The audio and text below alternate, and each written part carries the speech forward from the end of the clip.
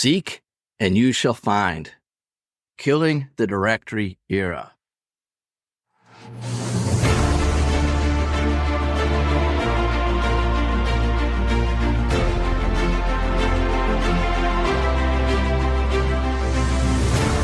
Hi, everyone.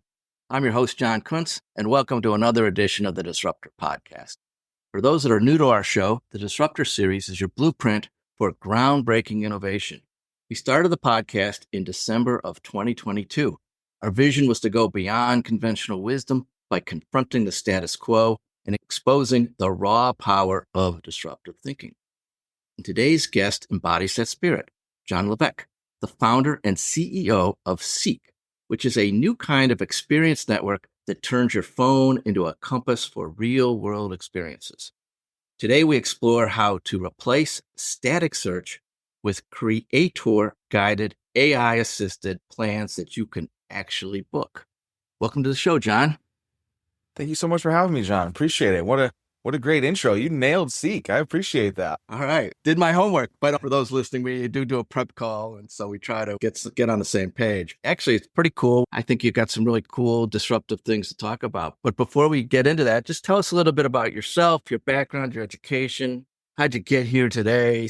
Feel free to start anywhere you want. Awesome. Yeah, my name is Jon Levesque. As you said, I'm originally an East Coaster, born in Connecticut, moved to Seattle when I was 19, ran away from a bit of a hard life, didn't go to college, tried it one time. It wasn't for me. In fact, funny story for everyone, I didn't even finish high school. I dropped out of high school. And so my education came from self-teaching and learning along the way, the hard way. So that led me to Seattle, where I got pretty lucky and I got into tech. I got a really, really bad job at Microsoft where I was just carrying around gear, setting up stages for people to talk. But what was cool was that got me in the doors. I met a lot of people. I got a bunch of different opportunities. I eventually started leading communities. And to cut a long story short, eventually ended up speaking on those stages that I set up that many years ago, which was kind of a cool full circle moment in life. From there, I got to become an executive and lead community for Microsoft, for DocuSign, and kind of got down the road where I decided, I'm building a lot of value. I understand how community works. I want to build a community around something that I value. And that's where this all really began, was I decided I was going to leave the corporate world and create something that mattered to my heart and my mind. I started Seeq on the side, building it at night.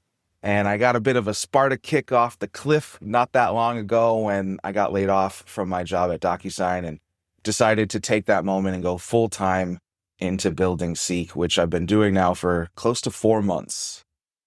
Awesome. I love the story about how you were setting up the stages and then you worked your way on to being on the stages. So that's a pretty cool backstory. And so good. So Seeq is 4 months old, but tell us a little bit about, everybody sort of builds these things because they see something that's not quite working, or they feel like the whole purpose of this show as the disruptor is what kind of stuff are you doing to sort of disrupt the industry? But in order to do that, you got to sort of take a back look and say, what are people doing? What are some of the biggest mistakes you see short form creators and local experts make when taking what I would call a more traditional approach to monetizing content? Yes, but I want to call out one caveat to that point you just made. And I think short form creators have been doing the thing they've been taught to do.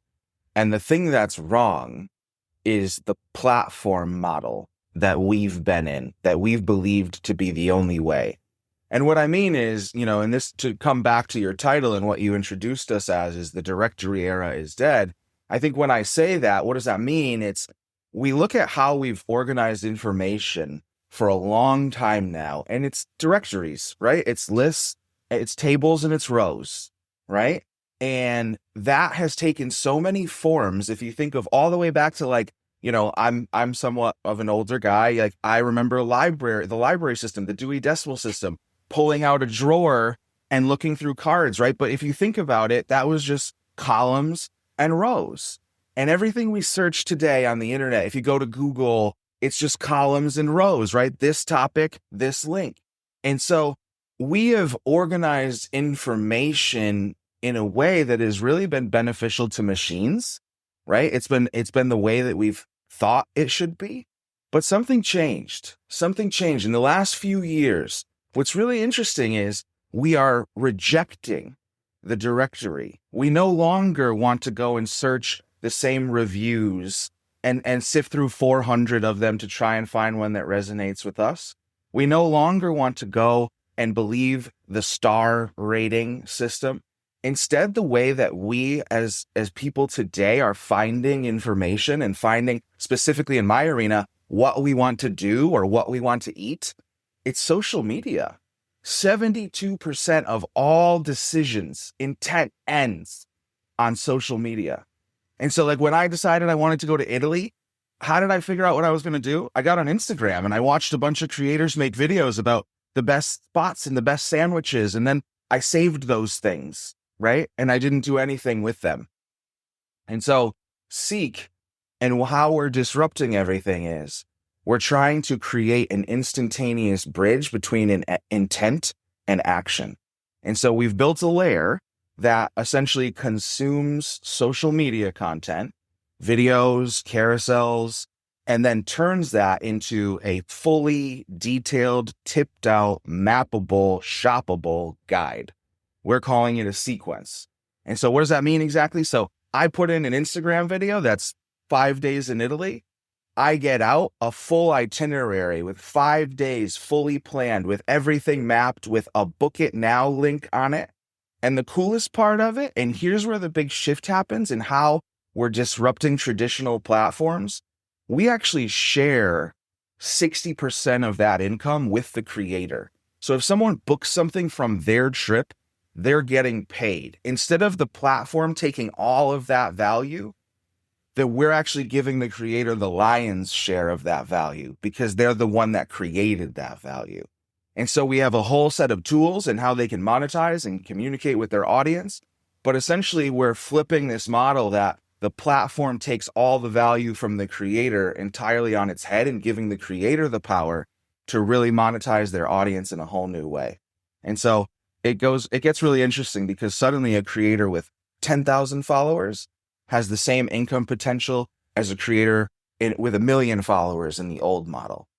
So that's cool. I didn't really think of it like that. But I think what you're saying is the creators can still be creators and keep doing what they do well and continue on what they're good at. What you're really disrupting is the user experience, the person that is viewing or listening to that content.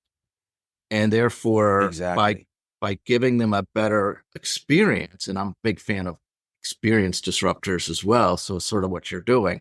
So I, as the consumer of that content, now I've got a better experience, which, oh, by the way, in turn sounds like it helps put money in the pocket of the creator. Exactly. I have a lot of stats. I'm a stats guy. I love case studies. It, on average, takes a human being around 4 hours to plan a 6-hour outing. So like your Saturday afternoon, somebody's spending a bunch of time trying to figure out where to go, what to do to put that half day together. They spent a half day somewhere else. Now, imagine if instead of that, when you're doing the research, scrolling through social media, you see the thing you want to do. Now, instead of you as the user having to take this whole set of actions to go look up each of those places, possibly book those things, figure out the directions, note it all down somewhere. Instead, what will happen is you would click on the video, it would turn over, and every single one of those details is completely outlined for you. No thinking, no planning whatsoever required. Your 6-hour excursion on Saturday now took 5 minutes instead of 4 hours. And so as the user, yes, extremely disruptive, extremely different in the way that we prepare today, because we use, if you think about it now, it's Google, it's Yelp, it's TripAdvisor, it's Google Docs, it's Google Maps, it's Yelp. Like there's just 20 different tools that you're using to attempt to get all the information you need. We're just trying to simplify that whole process and give you everything right up front. Well, and it's overwhelming, right? And then you don't really know how much of it's real.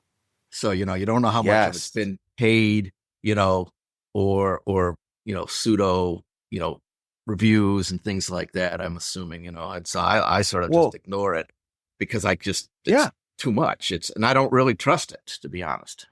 Well, and think of it like this, right? Even let's give everything the benefit of the doubt just for a second. Like Google removed over 400 million fake reviews in 2023. Just putting that out there.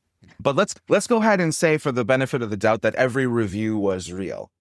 Here's the real problem we see with something like Yelp or Google Local or any of these current directories also, okay? They're not incentivized to give you the answer you want in the moment. When I'm looking for pizza, Google does not make money by connecting me with the very best pizza place right down the street from me. Google makes money when I scroll through the list and see more sponsored listings. There's no incentive in their business model for delivery of satisfaction. There is only a business model to keep me scrolling. And so again, when you said it, I love this line. I'm trying to make the phone a compass and not a prison. And this is exactly what I'm talking about. I want to return, like the whole goal of Seeq is to get people out into life more. The last thing I want to be doing is keeping them scrolling for endless amounts of time. Which is amazing because pretty much every social media platform, whether it be LinkedIn or Google or you name it, Instagram, anything, the whole goal of these social media platforms is to keep you on their platform, right? I mean, they don't want you to leave. Attention economy. Yeah. And so what you're doing is saying, yes, your job is to find what you need and leave and go have a great experience. So is that, you sort of talked about this, but I want to just sort of highlight it because you sort of led into my next question, which is more of what are the sort of the mindset shift or habits you wish both the short form creator and the actual local expert would take or adopt before they again start posting the next reel or the next Instagram post? There's a lot of culture amongst these creators to gatekeep. And I understand that because two reasons. One, you want to keep your favorite places quiet, right? As like a travel creator, you're like, well, I don't want to tell them the best things. I feel like there's an interesting shift that has to happen because I believe that all humans should get to see all the things they want. There shouldn't be this gatekeeper's mentality that only allows certain people to see certain things. I don't like that. But I think that the second point is there's been no economic incentive for them to do so up until now, right? Whether I share a crappy spot or my favorite spot, if it gets the same amount of views, I get paid the same, right? My incentive on these platforms is not to go deeper. It's to be more aesthetic. Where I think with Seeq, there's a greater opportunity for those who are willing to share the deeper secrets. I think that they will have a greater economic outcome. And we're making the system in the way where, we have an option where you can keep something free and load it with affiliate links and you get paid based off those affiliate links. We're working on a model where you can strip out affiliate links and just do direct sales, where if you just want to sell someone the knowledge of the trip and not put affiliate marketing in it, you can do that. And so we're really trying to empower every creator to create and sell in the way that they want. And so I think, the direct answer to come back around is, find your reason to stop gatekeeping. And if that's an economic one for you, then Seeq can help with that. And secondly, I think be specific.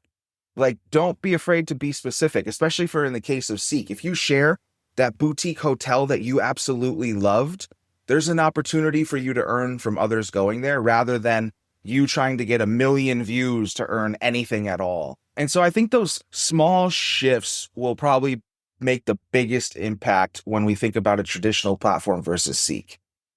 I like this approach because I think one of the problems you have, if you have 1 million followers, sort of reminds me of that insurance commercial a few years ago where the guy was standing over the beautiful vista and looking at it. And then all of a sudden, isn't this great? And then hopefully nobody finds out about it. And then 2 seconds later, there's some woman holding a Stanley cup and a self stick, talking about gratitude and absorbing abundance or something like that. And then there's a whole line of people behind them, right? And they go, okay, move on.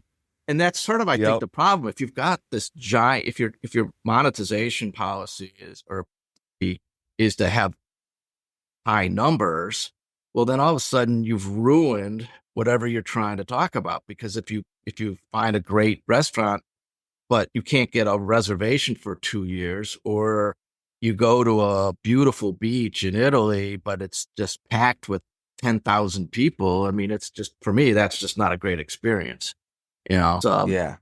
and so I Well, and like this idea where you can help them make some money, but you don't have to have, it's not a P times Q game.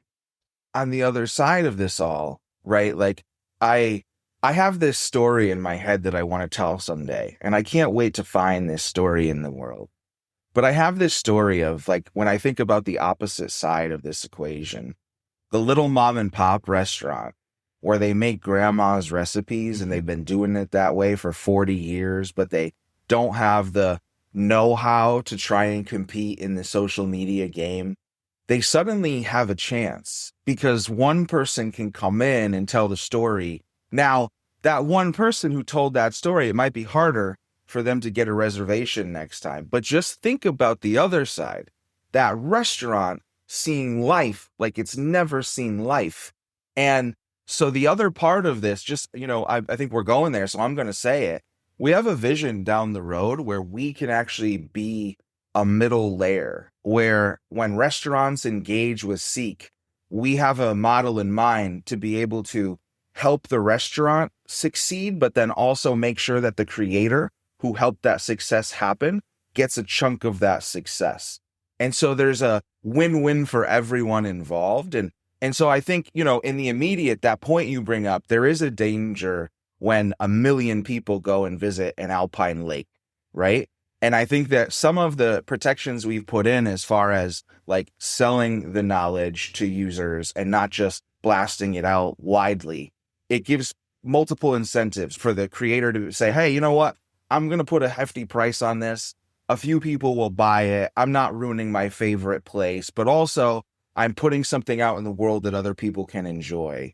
And so we're absolutely keeping that balance in mind and making sure that we don't want to overrun anything, but at the same time, we want to give opportunity to everything. Nice. You basically just answered my last question. Oh, I was going to, so it's great. No, I was going to ask you, you take these short form videos into bookable, mapped, sequenced itineraries. And so I was going to ask you, what makes this approach so effective? Yeah. I think, the big benefit for creators is trifold. One, you don't have to go and create another medium. If you are a video creator, we will produce the web layer for you, right? And that's number one. We do it for free also. If you want to share more of your profit with us, you don't even have to pay us a monthly fee to use our tools. It's all free. That's one. Number two, the AI that does this transformation, it might be a little bold of me to say, but it's really, really good. It saves you a ton of time. It understands fully what's happening in your video and maps it genuinely well in a way that you don't have to change a lot if you don't want to.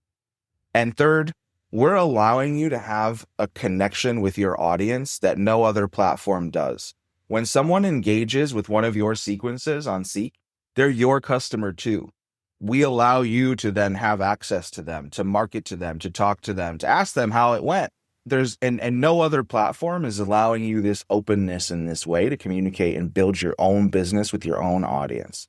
And so I think there's a lot of things we're doing that are pretty disruptive and unique, but everything that we're doing, why I think a creator should care, I'll kind of change the question just a bit, is I think we are giving them an opportunity to monetize while they sleep in a way that no one else is offering them. And so I think it's a big shift. It's a big change. And I'm really excited for creators to become aware. We've been pretty quiet right now in the beta, but we're about to get real loud. Excellent. This has been super cool. Great, rich conversation. It's disruptive, but there's a concept that comes out of Ocean strategy where you don't have to be the Netflix that puts Blockbuster out of business, but you can have quiet disruption, which basically allows the current market to do what they're doing, but pull them into more of a blue ocean as opposed to this bloody red ocean I'm assuming creators are starting to get into, which is just nothing but how many likes can I get and how many views can I get and how many followers can I get? So this is really, really fascinating. So Thanks, we're John. getting to the end of the show. How can people learn more about you, your services, your socials? What's the best way for people to sort of follow up on some of these thoughts and ideas? Yeah, seeq.ing, Seeking is the main website. I also am on every social, like on earth. I think I literally have an account on all of them. Jon J. Levesque. That's the same username across all of them. I talk on LinkedIn a lot. I talk on Threads a lot. I do some YouTube. But I would say these days I'm very much on Substack. And so if you want to read how I'm thinking about things, I do a weekly update on Seeq, where we're at, what we're building, how I feel about it. That happens on Substack. And so multitude of ways to get a hold of me there. Excellent. We will obviously put all of those links in our show notes. I too am on Substack, so maybe we can get a few more subscribers to each of our Substacks, and we'll promote your link as well. All righty. This has been really cool. So before we wrap up, John, I always like to give the guest the last word before we finish. Awesome. I think there was one thing that I wanted to say, and it is, I'm excited for us to move out of this attention economy and move into the trust economy. I think it's a very exciting time, and I'm excited to be part of building it. Great. Me too. I think I'm 100% behind you, so I wish you the best. Well, that's it. So I'm Jon Kundtz, and thanks for joining us in this edition of the Disruptor Podcast. And remember, disrupt the status quo, reimagine what's possible, and lead with purpose. Have a great day.